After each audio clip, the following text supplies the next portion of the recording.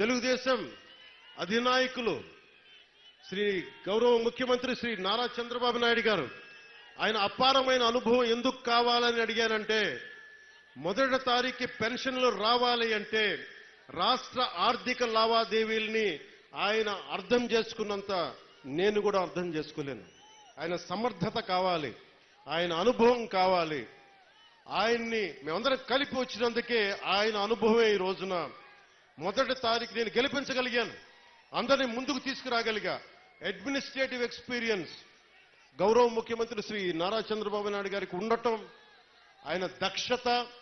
మొదటి రోజు అందరికీ ఒక్క విలేజ్ వాలంటీర్ సహాయం లేకుండా, ఇది ఒక్క విలేజ్ వాలంటీర్స్ లేకపోతే మేము పథకాలు రావని చెప్పారు.